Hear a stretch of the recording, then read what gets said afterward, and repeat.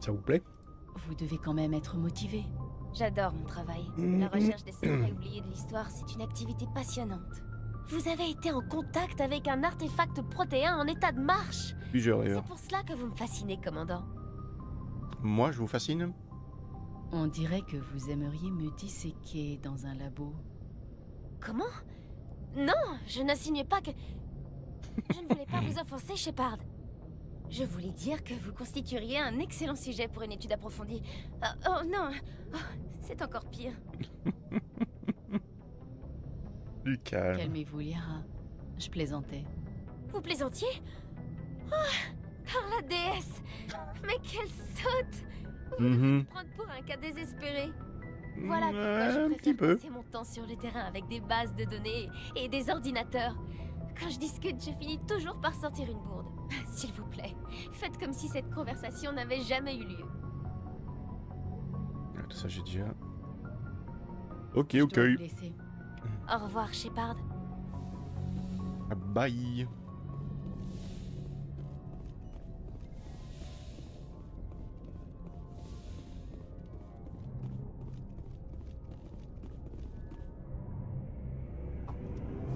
On va aller parler à Vrex. Un chouette type, lui. Putain, mais la vitesse de cet ascenseur, quoi. Pour être sûr qu'on se casse rien. Il a un mode d'urgence. Quand on doit vite partir. Hein.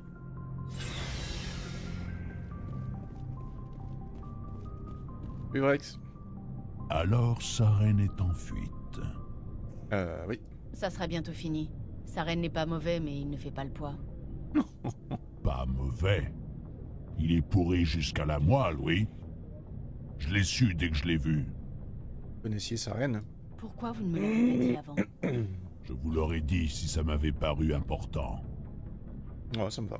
J'ai quand même envie d'entendre l'histoire. Ça s'est passé il y a longtemps. Une bande de mercenaires se vantait d'avoir rempli un contrat à la frontière des systèmes Terminus.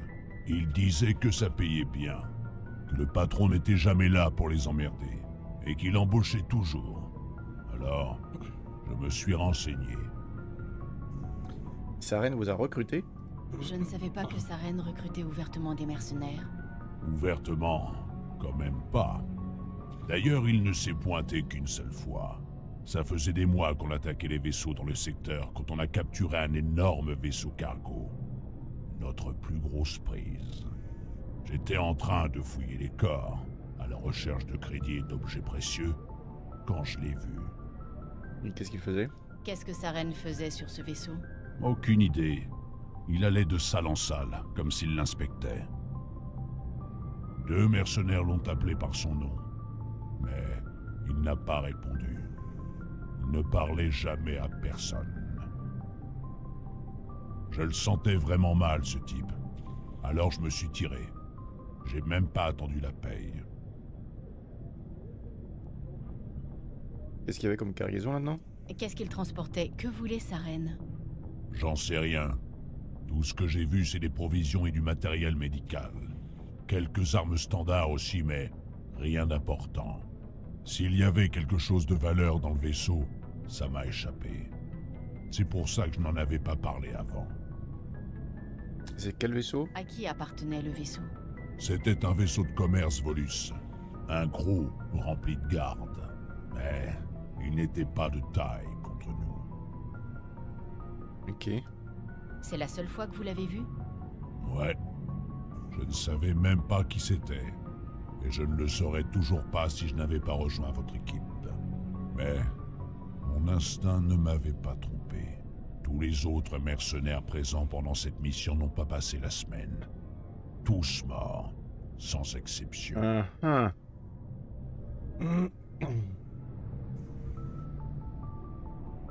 J'ai déjà posé ces questions-là, je pense. Je vois. À plus tard, Vrex. Shepard. Ashley, Commandant, votre avis sur la situation? Quelle est votre opinion sur notre dernière mission? ces colons ont du mérite. C'est bien le dernier endroit où j'aurais envie d'habiter. Si j'y étais, je ferais tout pour me tirer de là. Et on peut parler? Elle va dire non. Vous avez quelques minutes à m'accorder en privé? Bien sûr. Ah oui. J'étais juste en train de consulter mon courrier. Ah oui, juste un truc. On a vu Kaidan dans un reportage sur le Normandie. Il est pas mal. Allez, à plus. Il est libre en Moi, plus. vous n'avez rien entendu. Kaidan, hein? Le lieutenant vous intéresse, artilleur? Les relations personnelles sont interdites, chef. C'est le règlement. Qu'est-ce qu'il y a? Vous ne venez pas surveiller mon courrier, quand même.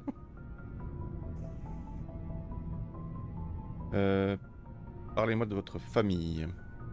Votre famille a l'air de beaucoup compter pour vous. Oui, on a toujours été très soudés. Surtout moi et mes sœurs.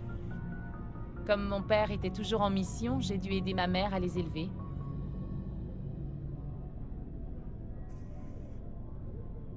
Votre père, qu'est-ce qu'il faisait là? Votre père était marine? Oui. Il prenait les affectations les plus miteuses pour avoir un peu de temps à la maison. Il a fait de son mieux pour gravir les échelons, mais il n'a jamais dépassé quartier-maître. Il a été sacrément fier quand j'ai été nommé artilleur. J'ai eu droit au salut militaire en rentrant. Waouh, super. Et votre mère? Vous n'en avez pas parlé? Vous savez comment sont les femmes de militaires? Fortes par nécessité. Il faut bien que quelqu'un s'occupe des gosses quand monsieur part 6 mois en vadrouille. Elle a un diplôme en géologie planétaire. Mes parents avaient tous les deux envie d'explorer les nouveaux mondes. Mais elle a dû abandonner sa carrière pour nous élever. Oh. Vous avez plusieurs sœurs? Famille nombreuse, on dirait. Ça oui, c'est moi l'aînée. Ensuite Lynn, Abby et enfin Sarah. Elle est encore au collège. Avec 4 filles, mon père disait qu'il se sentait plus débordé à la maison qu'en manœuvre. Votre terre natale. Où est-ce que vous avez grandi? Un peu partout. C'est-à-dire? Mon père a été muté une demi-douzaine de fois quand j'étais à l'école primaire. C'est le service des affectations qui décide. C'est sûrement pour ça qu'on est aussi proches, mes sœurs et moi. On devait abandonner nos amis tous les 2 ou 3 ans. Non. J'enchaîne sur comme c'est mignon. Vous avez élevé vos sœurs? Vous avez élevé vos sœurs et elles vous parlent encore? Incroyable. Ça a été un peu tendu entre Sarah et moi pendant un moment, mais on s'est réconciliés. Parlez-moi de ça. Votre histoire m'intéresse, vous voulez en parler? Ensuite, elle a eu un copain un peu trop pressant pour elle, Mike. Il n'était pas méchant, juste un peu arrogant. Lynn m'envoyait des messages inquiets et je devais la rassurer. Des messages. Où est-ce que vous étiez pendant cette période? En mission. Sarah passe son diplôme cette année. C'était il y a 2 ans.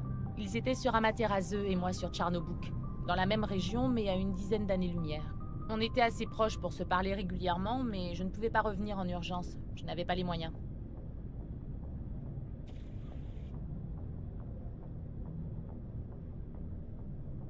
Et ça a changé? On dirait que cette situation n'a pas duré. Mike s'était dit qu'il était grand temps de passer à l'action et il l'avait emmené faire une balade romantique dans les bois. On avait suivi des cours d'autodéfense. Avant qu'il ait eu le temps de faire quoi que ce soit, elle lui avait encastré la tête dans un arbre. J'ai pris une permission exceptionnelle pour accompagner Sarah à l'école pendant quelques jours. La police a rien fait? Pourquoi vous n'avez pas averti la police? Mais elle disait que ça n'aurait rien arrangé, que ça aurait fait du tort à Mike comme à elle. C'était une petite colonie. On s'est dit qu'après tout, c'était son choix et on l'a laissé juge.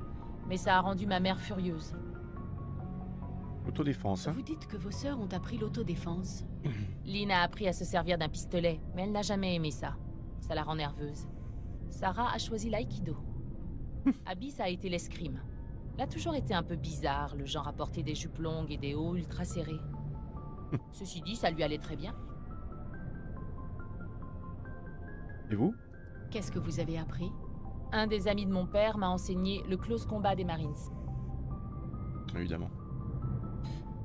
Vous êtes très dévoué. Vous avez fait tout ce trajet pour accompagner votre sœur à l'école. Ce n'était qu'à une dizaine d'années-lumière. Non, Un il jour de facile. vol, en gros. C'est pas comme si j'avais dû rentrer sur Terre. Le dernier jour, Mike nous attendait. Sarah avait raconté ce qu'il avait fait à ses amis et tout le lycée était au courant. Il était hors de lui. Moi, je voulais le casser en deux, mais Sarah m'a regardé d'un air qui disait « Laisse-moi gérer ça. Je dois me débrouiller toute seule. » Elle est restée calme pendant qu'il lui hurlait dessus. Elle l'a simplement laissé se défouler jusqu'à ce qu'il essaie de la frapper. Là, elle s'est mise à virevolter autour de lui. En l'espace d'une seconde, Mike s'est retrouvé à plat ventre sur le trottoir. Il pissait le sang.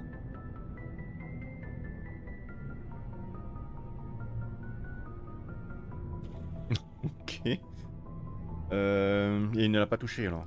Quoi, il a manqué son coup? Quand il a frappé, c'est comme si elle avait disparu. Et paf, il est tombé. Elle l'a aidé à arrêter l'hémorragie pendant que j'appelais une ambulance. Elle a dit aux infirmiers qu'il était tombé. Avant de partir à l'hôpital, Mike a touché le bras de Sarah. J'ai cru qu'il allait encore finir au tapis. Mais non, il a baissé la tête, il a murmuré qu'il était désolé.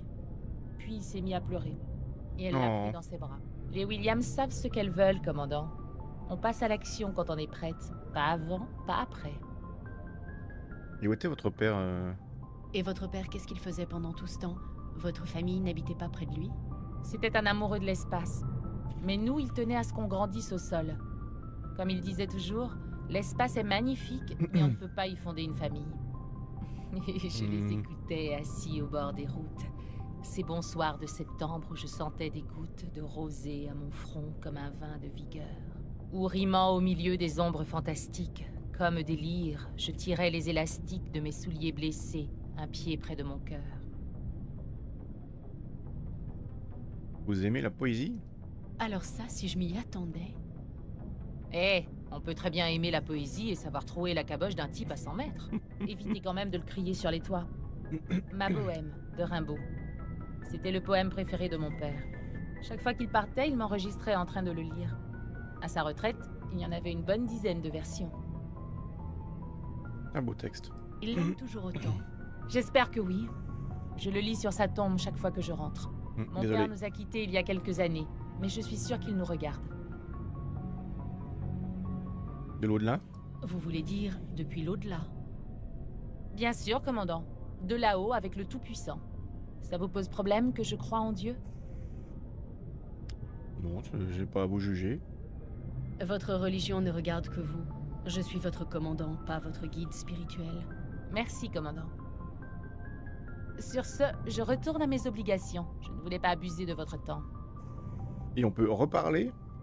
Vous avez quelques minutes à m'accorder en privé? Non. Désolé, commandant, les armes ne se nettoient pas toutes seules. Un jour peut-être, mais pas encore. Mais un peu plus tard, ce sera avec plaisir. Au revoir. Europe et artilleur. Chef,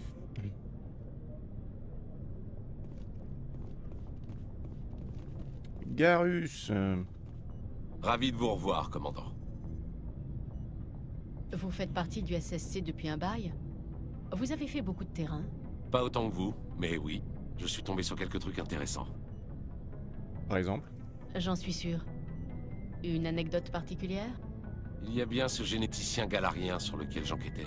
Ça a été une affaire plutôt dérangeante. Dérangeante? Qu'est-ce qui s'est passé? Pourquoi enquêtiez-vous sur lui? J'étais chargé de repérer des réseaux de contrebande dans la citadelle. La plupart du temps, les marchandises en question sont inoffensives, donc on laisse filer. Mais pendant mon enquête, j'ai remarqué un développement du commerce de parties corporelles. Des organes surtout. Il nous arrive parfois de tomber sur ce genre d'activité, mais pas avec de tels volumes. Nous ne savions pas s'il s'agissait d'un nouveau labo clandestin ou d'un maniaque qui prélevait les organes des citoyens. Et c'est courant ça? Vous avez déjà vu ça, la citadelle? Il arrive que des laboratoires vendent des éléments au marché noir. Mais ils ont un peu plus de déontologie que les tarés. Pendant ma première année au SSC, nous avons arrêté un diplomate Elcor qui découpait les gens et revendait leurs organes. Il a What? semé la panique dans la station. Mais dans mon affaire, c'était plus trouble. Il y avait plus de ramifications qu'on ne le pensait. Un diplomate Elcor. Ok. Qu'avez-vous trouvé?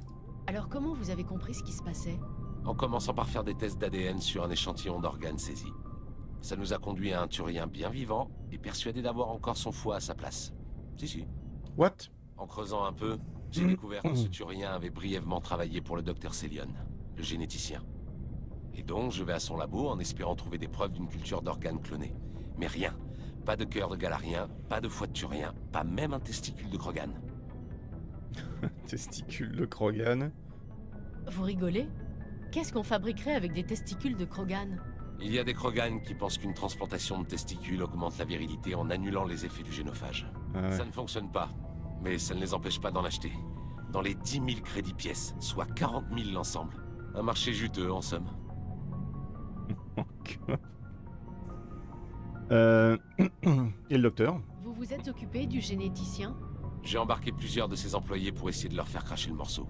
Pendant que je m'entretenais avec l'un d'entre eux, je suis tombé sur quelque chose de suspect.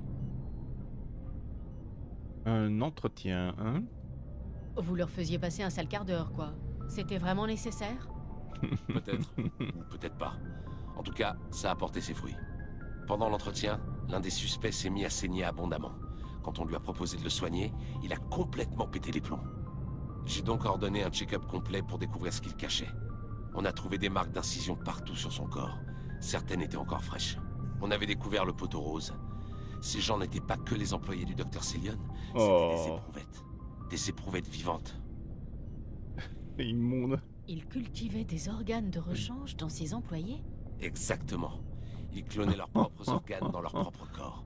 Ensuite, ils les récoltaient et les vendaient. La plupart des victimes étaient pauvres. Ils leur reversaient un petit pourcentage après la vente, mais seulement si les organes étaient de qualité. Quand un organe ne se développait pas correctement, ils le laissaient simplement dedans. La plupart des victimes avaient leurs entrailles complètement bousillées, mais personne ne pouvait les remarquer. Il a eu un entretien. Quel salaud. J'espère qu'il a payé. C'est ça le pire. On ne l'a jamais pris. What? Pourquoi? Qu'est-ce qui s'est passé? Il a fait sauter son labo, et il a filé vers le spatioport le plus proche avec 2-3 employés. Le temps que je m'en aperçoive, son vaisseau quittait la station. Il menaçait de tuer ses otages si on tentait de l'arrêter. Et il a réussi à partir. Mais vous l'avez quand même poursuivi, non? J'ai ordonné aux défenses de la citadelle de l'abattre, mais le QG du SSC a annulé mon ordre. Il s'inquiétait pour les otages, et pour les pertes civiles potentielles si le vaisseau était abattu trop près de la citadelle. Je leur ai dit que les otages étaient morts de toute façon, qu'ils les utiliseraient pour cultiver d'autres organes. Mais ils ne m'ont pas écouté. Ouais, je vois. On ne peut pas toujours gagner. Non, mais le laisser s'en tirer comme ça. Tout ce qu'ils avaient à faire, c'était de neutraliser ce vaisseau. Je ne dis pas qu'on aurait sauvé les otages, mais au moins on aurait arrêté cette crevure. Sacré dilemme. Je comprends les deux points de vue. Mais ce qui est fait est fait. J'imagine. À quoi bon ressasser tout ça maintenant? J'aurais quand même aimé l'arrêter, c'est tout. Vous savez ce qui est arrivé au Dr. Celion? Je sonde le terrain de temps à autre en espérant découvrir quelque chose. Il y a quelque temps, j'ai cru l'avoir retrouvé. Il avait changé de vaisseau et de nom. Dr. Hart qui se faisait appeler. Une blague de mauvais goût. J'ai transmis ces infos aux gars de l'armée, mais ils n'ont pas été convaincus. J'ai la fréquence du transpondeur de son vaisseau actuel, mais personne ne veut vérifier. Donnez-le-moi. Je vérifierai les coordonnées quand j'en aurai l'occasion. C'est ce que je voulais vous entendre dire. Mais, commandant, j'aimerais être avec vous quand vous trouverez Celion. On va essayer, hein, de pas se planter. Dans la sélection de l'équipage. Salut. Coucou. Ah, bonjour Shepard. J'avais pas besoin de ça. Que se passe-t-il? Vous allez bien? Je n'en sais rien. Votre vaisseau est fantastique et votre équipage très accueillant, surtout votre chef mécanicien. Mais je me sens inadaptée. Le Normandie fonctionne si bien que l'on ne ressent même pas l'impression de mouvement. Et les moteurs sont tellement silencieux. Comment faites-vous pour dormir la nuit? Silencieux là? Là vraiment silencieux là? Ouais. Trop calme pour dormir. Le silence vous empêche de dormir? Dans la flottille, le silence est mauvais signe. Il signifie qu'un moteur est mort ou qu'un filtre à air s'est coupé. Vous n'avez pas à vous en inquiéter ici. Mais les vieilles habitudes ont la vie dure. Mais c'est plus que le silence. Ce vaisseau semble si vide, comme s'il manquait la moitié de l'équipage. Chez moi, j'avais tellement hâte de partir en pèlerinage, de quitter la surpopulation. Et maintenant, il me manque. C'est peut-être le but. On dirait que le pèlerinage, ce n'est pas simplement la recherche de ressources pour la flottille. C'est aussi une manière de vous apprendre le respect de votre peuple et de votre culture. Vous avez certainement raison. Malgré notre vie de nomade, nous ne quittons jamais notre foyer. Le pèlerinage m'a ouvert les yeux sur notre culture. Vous savez, il y en a toujours quelques-uns qui ne rentrent jamais de leur pèlerinage. J'avais toujours cru qu'il leur était arrivé malheur. Mais c'est peut-être qu'ils voulaient changer de vie. Mais vous comptez rentrer, non? Vous avez bien l'intention de rentrer chez vous, non? Je ne pourrai jamais abandonner les miens, Shepard. Je finirai par rentrer.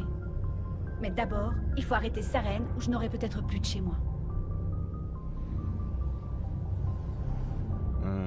Ça j'ai déjà posé. Hein. Je dois y aller. À plus tard.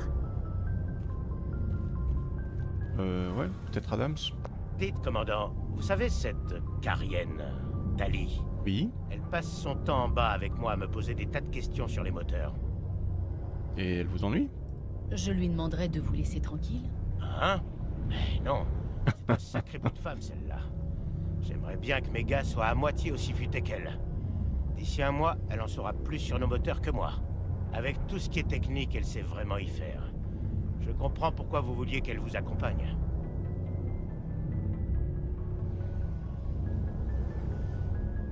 Elle est utile.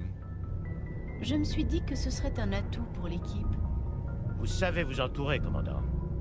Mais ce n'est sans doute pas pour ça que vous venez me voir. Non. Ce sera tout, Adams. À vos ordres, commandant.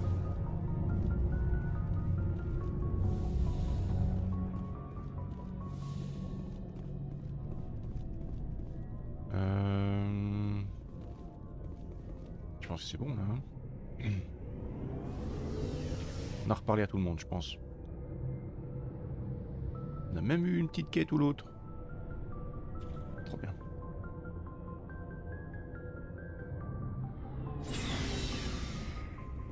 Il faut monter ici.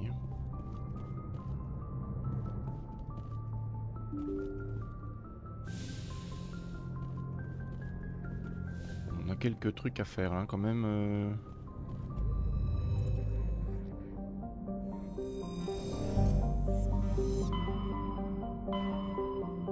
Allure.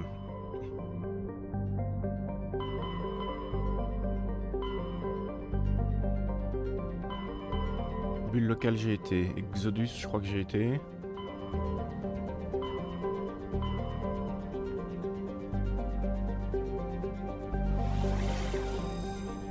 Ah, je suis pas sûr. Je crois pas avoir été.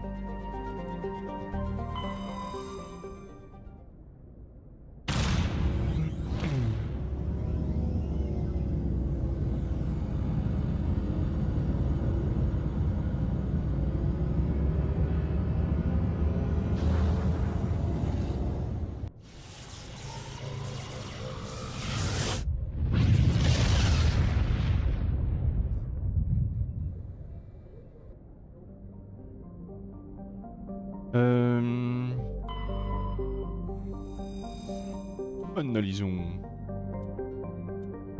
Écrits matriarcaux.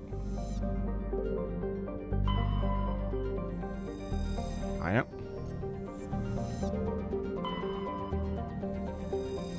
Là, il y a peut-être quelque chose. On ira après.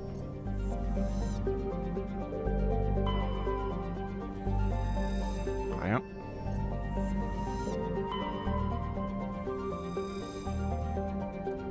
Du beryllium. Oui.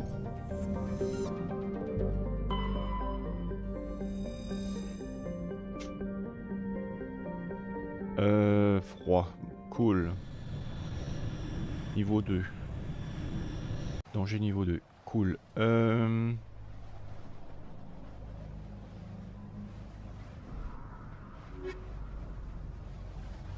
Madame et... Madame? Non. Attendez. Je dois vérifier un truc.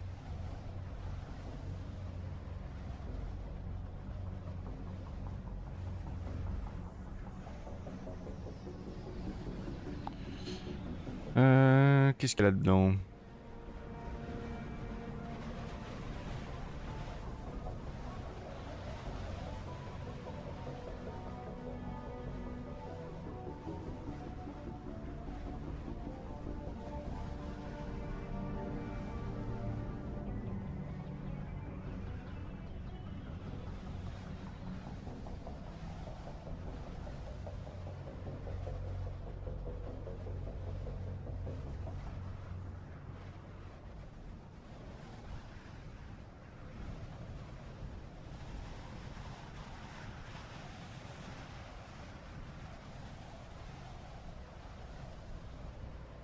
Ok. On va prendre Garus avec.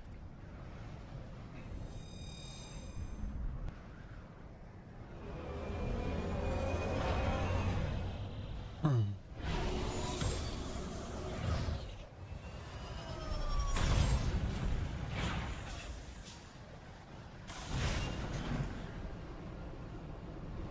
ressemble à quoi ici? Petit débris là-bas. Planque du syndicat, ok.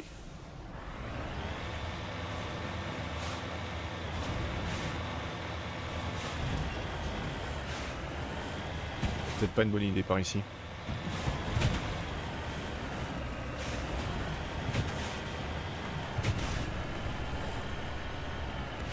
Boing.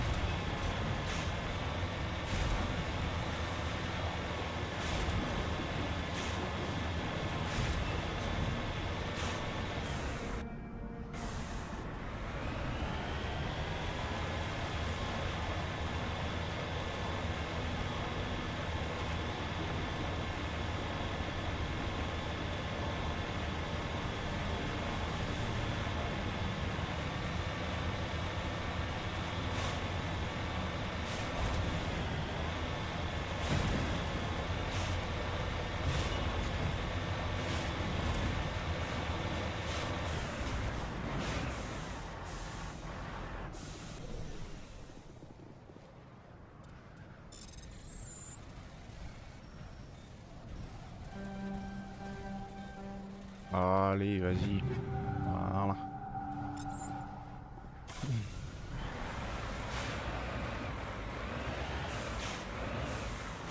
Puis je dois aller vers l'est.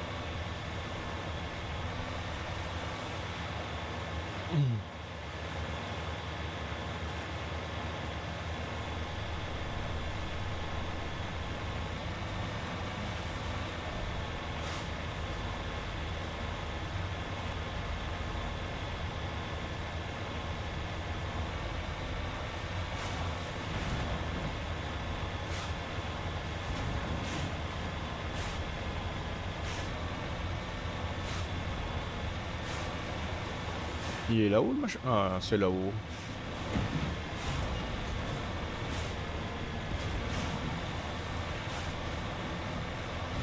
Ouais, c'est en haut.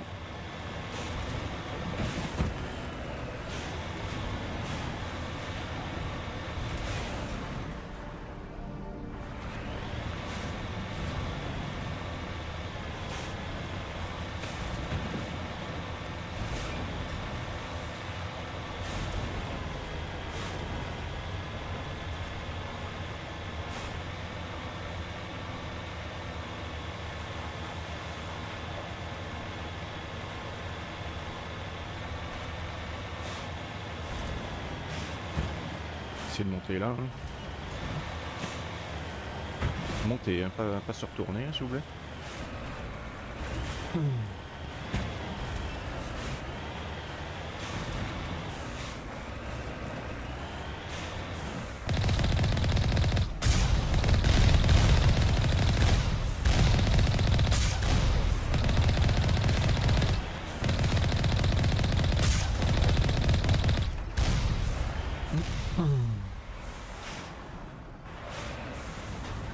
Il y a une entrée là.